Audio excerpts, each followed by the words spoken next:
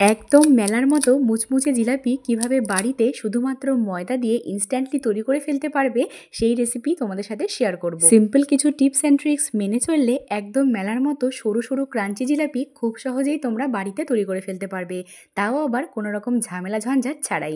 আওয়াজ শুনে তো নিশ্চয়ই বুঝতে পারছো জিলাপিগুলো কতটা ক্রাঞ্চি আছে আর কতটা রসালো হয়েছে। চলো তাহলে রেসিপিটা শুরু করে ফেলি।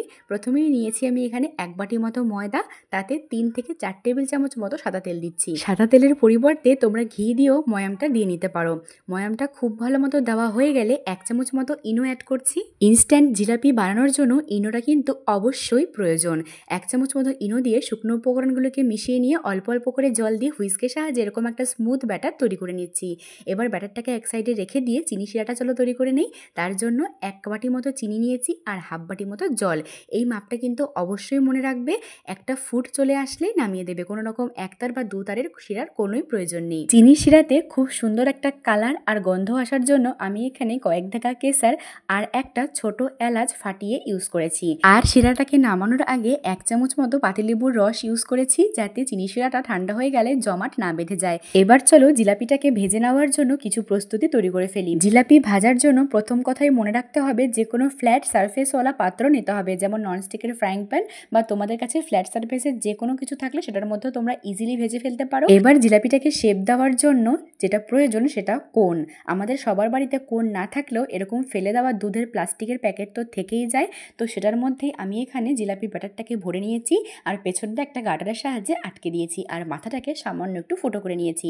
তারপরে খুব গরম তেলের মধ্যে জিলাপিগুলোকে ঠিক এভাবে দিলে পরেই দেখতে পারবে জিলাপিগুলো উপরের দিকে ভেসে আসবে। জিলাপি ভাজার জন্য অতি অবশ্যই যেটা মাথায় রাখা প্রয়োজন সেটা তেলের টেম্পারেচার।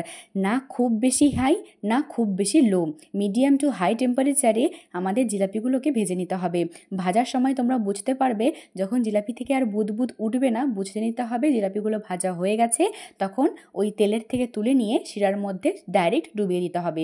একদম গরম জিলাপিটাই কিন্তু এই শিরার মধ্যে ডোবাতে হবে, নয়তো কিন্তু রসটা ঢুকতে চাইবে না। এই সিম্পল কিছু টিপস অ্যান্ড ট্রিক্স অবশ্যই তোমরা মাথায় রেখো। আর 1 বাটি ময়দার জন্য 1 বাটি চিনি আর 1/2 বাটি জলেরই শিরা তৈরি করবে।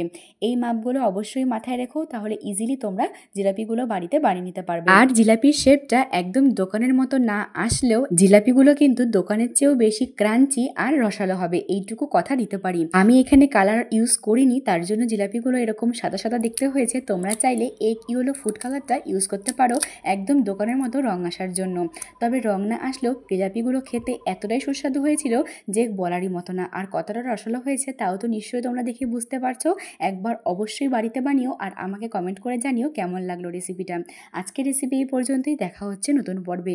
বাই।